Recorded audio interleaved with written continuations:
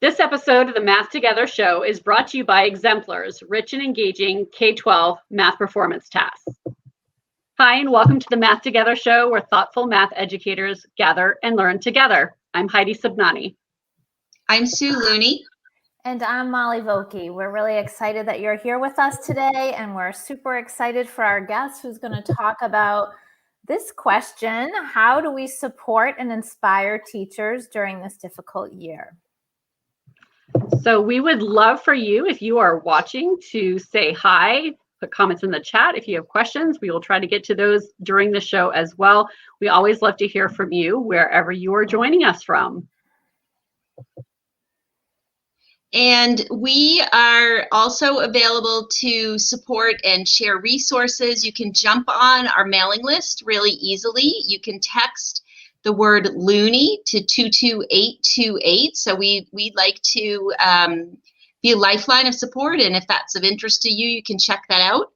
The other thing that's happening, we're really excited. We're starting to talk about our Summer Institute, and there's a lot of pressure. Our guest is so timely and so critical today, and there's a lot of pressure that I think educators are feeling, and we'd like to ease some of that and talk about the flip side of that pressure. How do we come out of this stronger? How do we build on lessons that we've learned and take a deep breath and then feel prepared to meet our moment in the fall and just know how amazing we are? So we've got a Summer Institute running once in June and once in August, and all of those details are on the website, and it's currently open for enrollment. So if that is of interest to you, check that out as well. Excellent. And I am going to introduce our guest today, Dr. Brad Johnson. He is one of the most dynamic and engaging speakers in the fields of education and leadership. He has 25 years experience in the trenches as a teacher and administrator. Dr. Johnson is transforming how teachers lead in the classroom and how administrators lead in the school.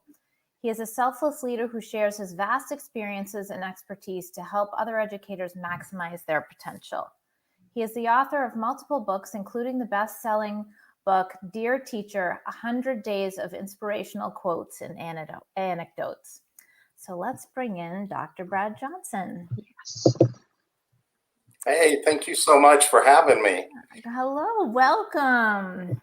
We are so glad that you could join us this you. evening, and appreciate you giving of your time and your expertise. And we are so just excited to have you here. We've been reading your book and really enjoying it. So we thank you for being here. And we love to start the show with, what is your why? It helps our guests, our viewers know a little bit more about you and how you got into education. And so that's where we'll start. All right. Yeah. So 25 years in education, which isn't bad since I'm only 30 years old. Oh, exactly. Amazing. Wow. But yeah, I feel 100 someday. Yeah, understood. But yeah, I started out as a teacher. Did the coaching. Of course, being a male, you often have to assume that role too. But I taught science, middle school science. And just science is kind of a passion of mine, so I really enjoyed it. One of the things in your why, I think now, is to motivate, inspire teachers and to help them. If you've ever taken like a Strength Finders, there's something called a maximizer influencer, and that's someone that hopefully helps people bring out the best in themselves to help be their best. And so that's really what I've done the last few years, beside being a professor at the college level too. But went from teacher to administrator, and as an administrator, I had influence from my high school principal, who was seemed more like part of the family than like an administrator. You know, he would come in the rooms and just actually sit and listen to class. He wouldn't be there to grade or to, evaluate often. And so that really influenced me as I moved into an administrative role, to realize, I need to treat the teachers as humans first, and then as professionals second. And that really, it influenced my whole administrative career. And even after now, working with schools and with teachers and speaking. It is about, helping connect with them as humans first and all that they go through. And then helping them, bring out the best in themselves. Every teacher is amazing in their own way. And a lot of times we forget that. And as teachers, we're not told that or hear that enough, to uplift us. You got that right. Yeah. I think this year in particular, it's been really difficult to get that balance between teachers are amazing a year ago and everyone should be getting paid $1 million a year to where we stand now, and all of the changes that teachers have had to make, and constant change that they've had to kind of roll with. Yeah, and I think as we dig into this question, how do we support, something you said, Brad, was this term, I wrote it down, maximizer influencer. And so that's somebody that helps you be the best that you can be. And so when we treat someone like family, like this high school administrator who inspired you, and we support and lift them up, everybody benefits from that, because so maybe that's something we can get into. There's this cycle of when like we all support one another, and collectively with that positive energy we're better. So I think that's really interesting. And we're not just uplifting teachers, because it's kind and it's the right thing to do, but there's a goal here of helping everybody through this role of maximizer influencer. Maybe you can talk about that a little bit, because that's new. That's a new line of thinking for me a little bit. Okay, yeah. And I think it is in education in general, because I think that a lot of educators are really trained to be administrators and not leaders. And so they know, they know how to do policy and mandates, but they really don't know how to lead. And the problem is you can't administrate a school to excellence. You can only lead a school to excellence. And so when you think about our leaders today, it really is about, they're the thermostat for the school. Everybody influences our culture, but the leader really is the thermostat, and they kind of control, how that culture is going to be.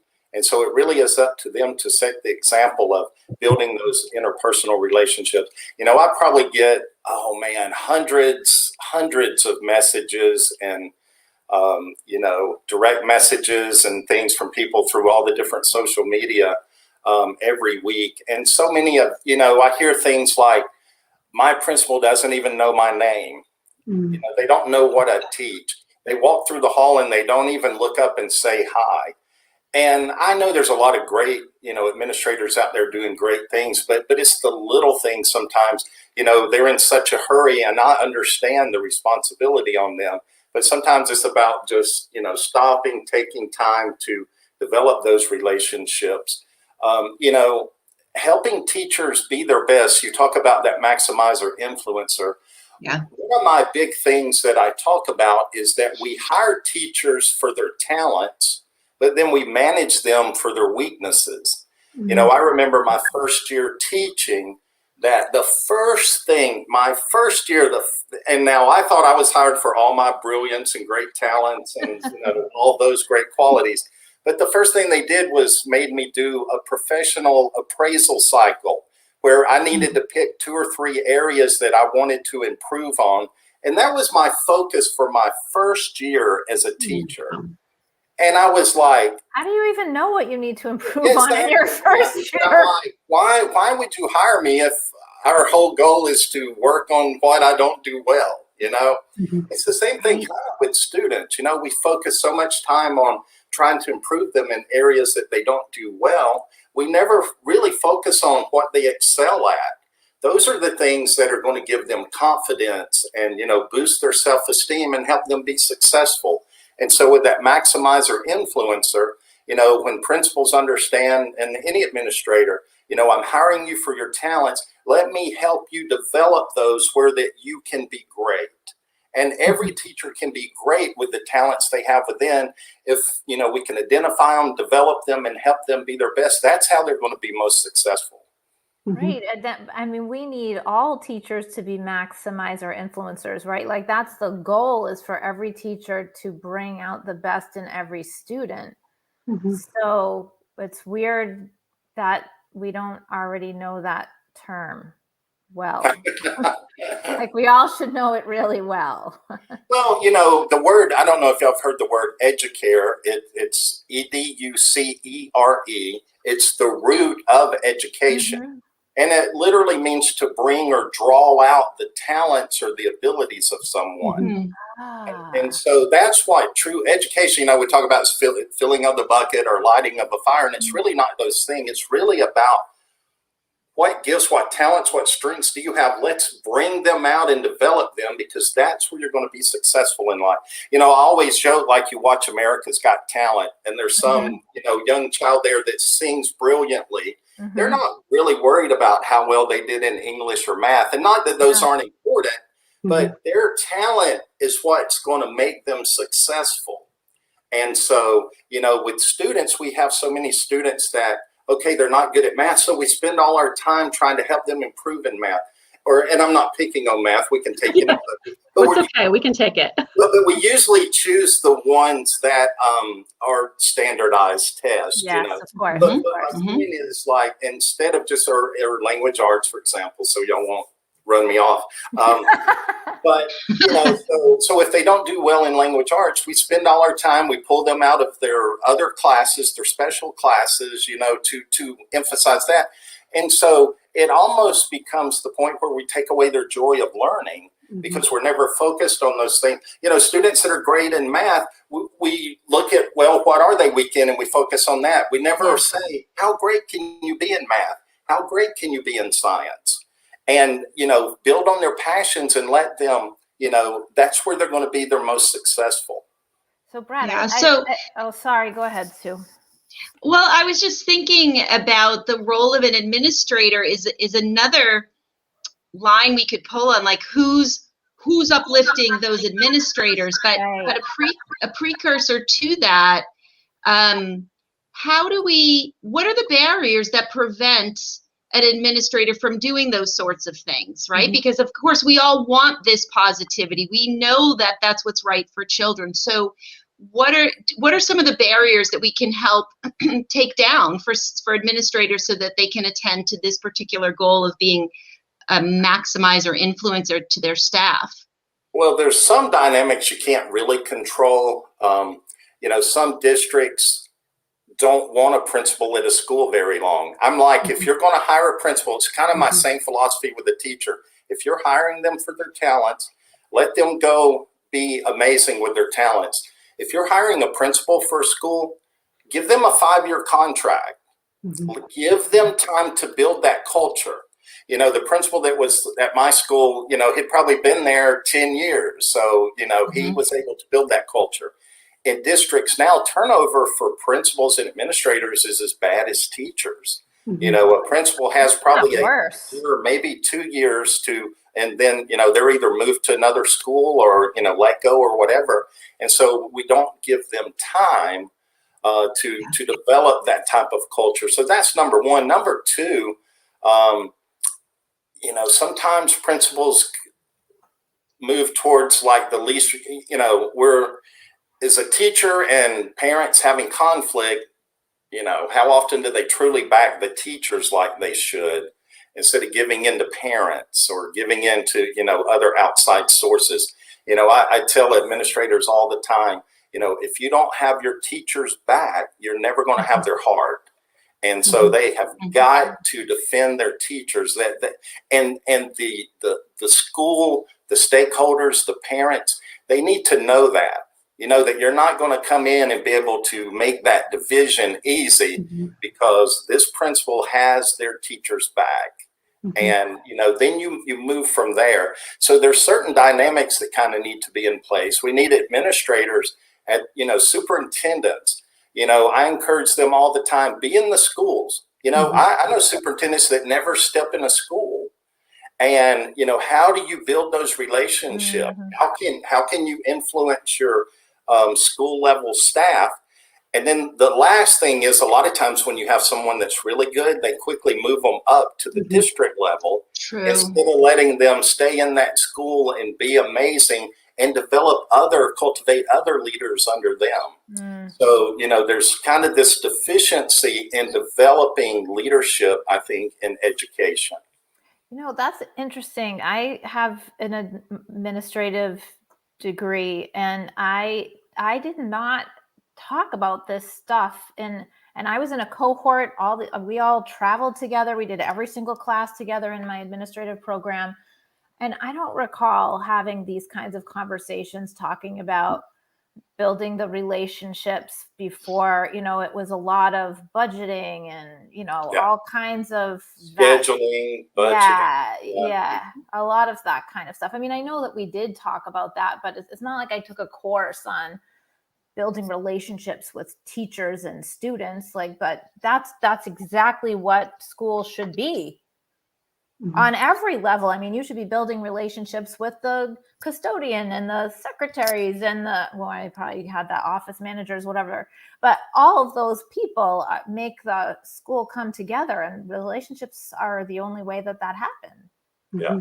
Oh, absolutely. In fact, I wrote a book, and not to pitch it or whatever, but it's called Principal Boot Camp.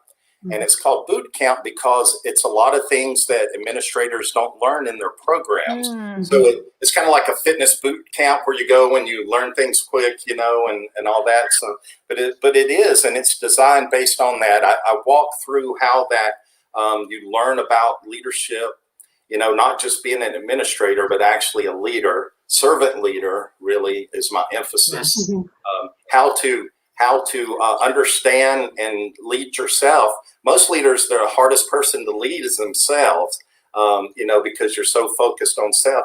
I tell leaders all the time that the best thing you can do is not bring your agenda to the job, but bring your assets to the job.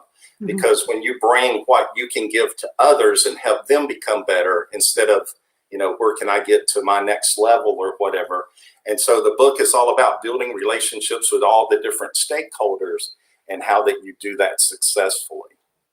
Yeah, I think that's great. We'll put that in the comments. I think that's super helpful. And I know a lot of the people listening are administrators. And Heidi, you and I were talking even earlier today, there really aren't a lot of supports. We're talking about the supports for teachers, and we're going to come back around to your latest book.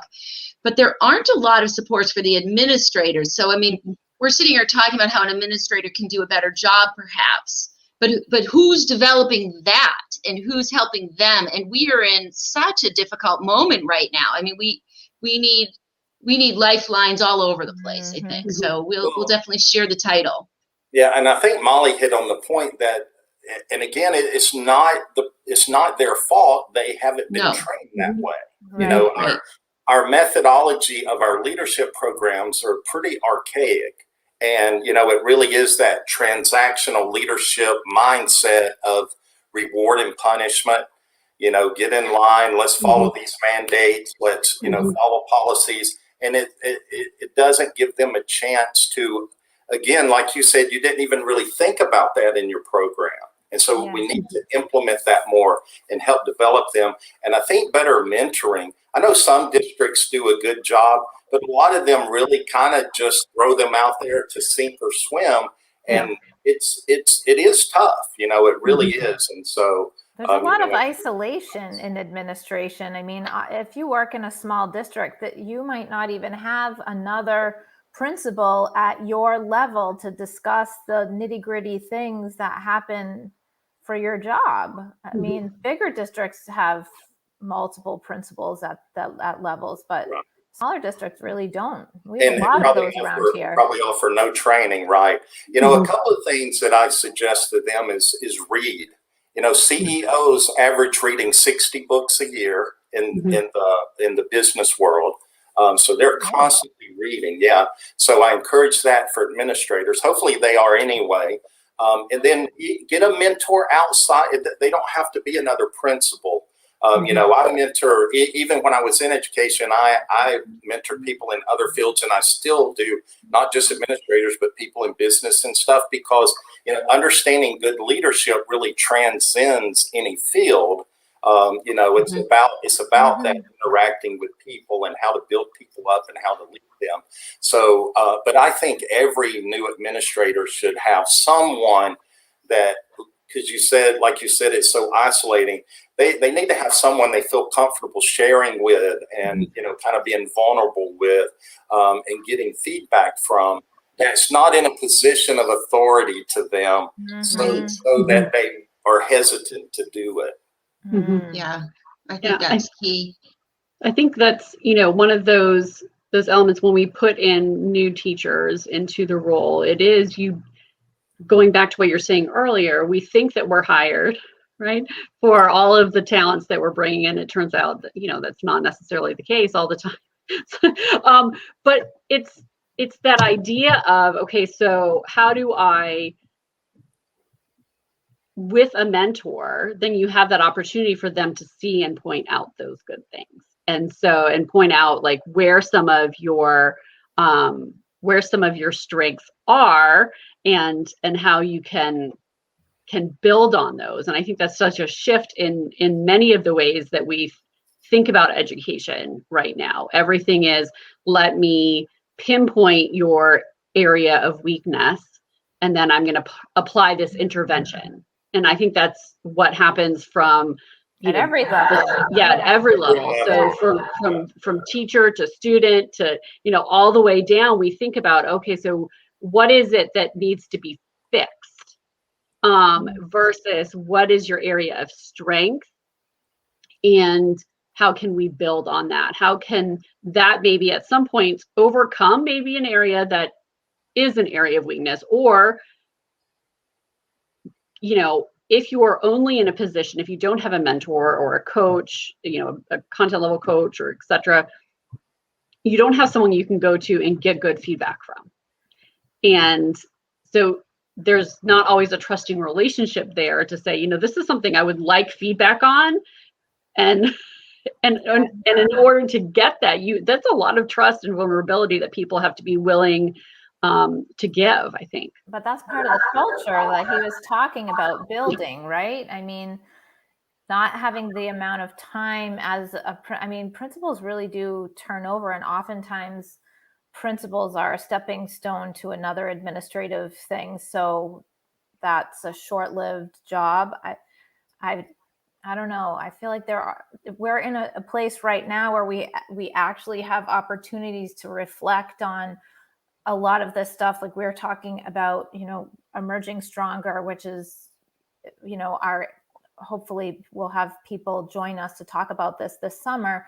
Well, we already do, but nonetheless, we hope we'll have more, because we want to talk about, let's be strength-based. Let's talk about what kids learned this year and not only focus on this learning loss, which is nobody lost learning. Right. I mean, how do you lose it? Learning. How do you lose it? Right. I mean, they only gained things, but maybe they weren't the gains that people are expecting to get. But well, I'll tell you, kids can certainly manage technology a whole lot better than they could 1 year ago. And there's just a lot of things that we have opportunities to reflect on this year that are very much what you're talking about, I think, Brad. And one more thing.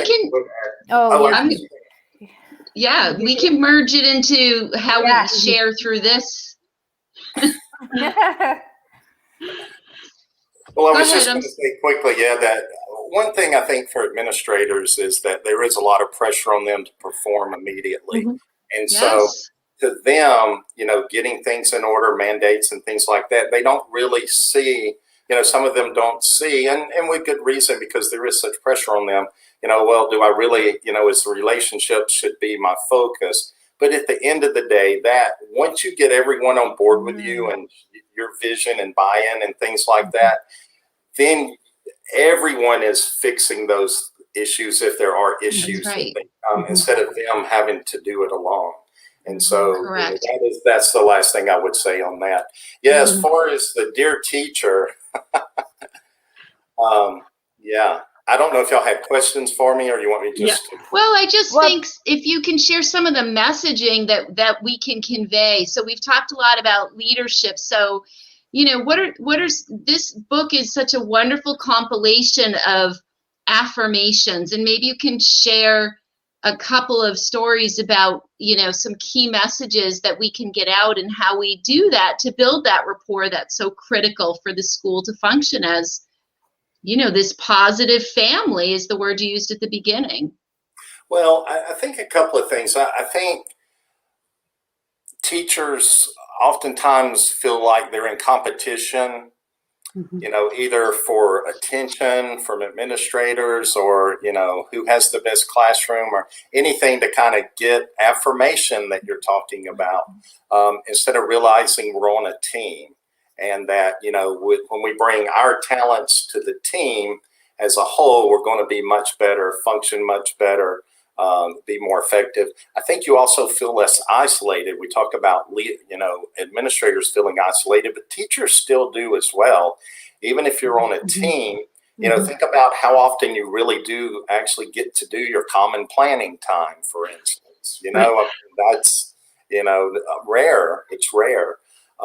So that's so important, is to change that mindset to where we're all working towards the same goals. But I think a part of that too, and it goes back to administrators, is giving teachers the ability to give input. We always hear feedback, but feedback is after something's happened, which is important. But they're professionals. Teachers need to give input, not just feedback. They need to be part of the decisions, part of what's going on. And that is where you're going to get the best commitment from them to new initiatives or whatever. I think the other thing too is never, we talk about your why, and we know the students are our why. Teachers, I laugh, people are always, and I hear other motivational people say, don't forget your why. There is not a teacher on the planet that's ever forgotten their why. They see it every day they walk in the classroom. Right. But what happens sometimes is that journey and that burden of taking care of them and teaching them and loving them, it's hard when you're not supported and encouraged by your own administration, and sometimes even from each other. A lot of times we expect from administrators what we can give to each other, the teacher next door, the teacher down the hall, taking 5 minutes to ask them about their personal life too, those types of things to encourage each other. So I think that's important. But I think the big thing that you should never forget is just the legacy. I don't know if y'all have read the last one yet in the book or not. It's actually about my cousin that passed away a couple of years ago. And she's the one that wanted to leave. She didn't want flowers at her funeral. She wanted backpacks to give to the students in the community that were in need. And so that actually went viral. It was on every news media around the world. Basically, I was being interviewed by people in languages that I couldn't understand. I have a tough enough time just with English. But it was really moving. And we posted a picture online of the chapel full of backpacks. Wow. Lined the aisle, and then the area up front was all backpacks. And so, but the thing was, so many students come forward like that she had taught 20 or 30 years ago, talking about they still remembered, she said, I give my students what they need, whether it's a pencil or a hug or whatever. And so all teachers are made that way. And so, I think it's important to not forget not just your why, but that you are leaving a legacy. You are influencing. We get cliche sometimes with, you're influencing the future and things like that, but you really are. And that's why on the cover of the book, it has that plant. I love the cover. It's sprouting out. Yeah, I did gorgeous. That specifically on purpose, and like it's coming out of the book. Because you don't know what seeds you're planting, and you don't know how you're impacting. Some kids will never tell you. They maybe can't, don't know how, don't know what to say. Some will. We get those notes and the drawings, and they share it in their way, and those are treasures that we never forget. But at the end of the day, we really are. We're planting seeds, for the future. that we may never see, but man, every one of us has teachers we remember that influenced us profoundly, and every teacher has done that to someone, and that's just amazing. And hopefully that inspires and affirms teachers in what they're doing daily. Absolutely. Sorry, this is a lot to think about. You said a lot of little gems, and I'm really enjoying reading this book. So why don't you tell us how our listeners can learn more from you? They can come to my website. I'm on Twitter. I have a lot of followers on Twitter, and I try to put out daily things. I try to keep it very regular. And then the books, you can find them on Amazon or Barnes & Noble or anywhere. I think I've written about 12 now. And have several more on the way. Yeah, I'm surprised too. Surprised too. I do think the Dear Teacher is probably my, it's kind of like a love letter to teachers, I guess. Yeah. I like that description. I would agree. And I have my daughter is a first-year teacher. And I told her when I'm done, I'm going to give this to her. Oh, okay. Awesome. And what a year to be a first-year teacher. Right. But Oh my goodness. Yeah, but I think that's a nice way to describe this is a love letter to teachers. I mean, there's so much light and positivity that shines through, and just this whole theme of uplifting is amazing. It's funny. I had my copy on the coffee table downstairs, and there's several books, and my husband picked that one up. He didn't pick up any of the other ones, but he picked that one up and started reading it. And he came to me later, and he was telling me, he said, he's not in education anymore, and he was saying, this is like having a mentor in a book. It's like that idea of like someone giving you some guidance and some thought-provoking ideas and some inspiration in a book form for teachers who don't have that maybe in their life right at that moment. So that was his takeaway on that. Well, tell them thank you. Yeah, that's awesome. That was kind of the hope. People, because I do the daily tweets and stuff, people are like, oh, do a quote book. And I'm like, but I hate quote books that just have a quote. I'm like, because it better be a really good quote if that's all you have every day. Right. But I thought, the anecdotes, the stories, and like you said, kind of just the affirmation type tone of it, would really be something that would be uplifting the teachers. So that's awesome. I appreciate that. And I think this summer, after everybody survives, and we are all going to this current moment does not last forever. What a great way to pamper yourselves after the summer and read and flip through and keep this close by. I think we all deserve it. My thought was kind of like, how we keep the drawings and the notes from students, and we pull them out when we're having a rough day. And so I'm kind of hoping that stored with those to be pulled out. Yeah, it's like a coffee table situation. Right. It's a coffee table more than the bookshelf kind of a thing. Right. Absolutely. Right. Yeah. Excellent. So, no, go ahead, Mom. No, I was just going to say my daughter is going to be heading off to college, and she's planning on becoming a teacher. So I think I might put a bow on this with her graduation gift. Oh, yeah. I know. She's not listening. Okay. Yeah, I was about to say, she's probably not listening, is she? I'm not that interesting to her. That's right. That's okay. So as we wrap up, we'd love to give you the opportunity. Do you have a last word that you want to share with us? Yeah, I think the quote that I came up with last year when the whole COVID started, it really, resonated with teachers. It went crazy, really, but it's in the book, and I share a little bit with it. But I think that was. We talk about how things change, and COVID changed things, and hopefully it'll change education. And, I think hopefully that we do rethink a little bit about what's important, what's key, what the students have been through, what teachers have been through, what administrators have been through, and that, maybe we change a little bit of the perspective next year. And so it's relationships before rigor, grace before grades, patience before programs, and love before lessons. And I think when we change our mindset, to be more humanizing and affirming, man, we can help teachers be amazing, and we can help students be amazing too. Absolutely. That's a great I feel like I should applaud.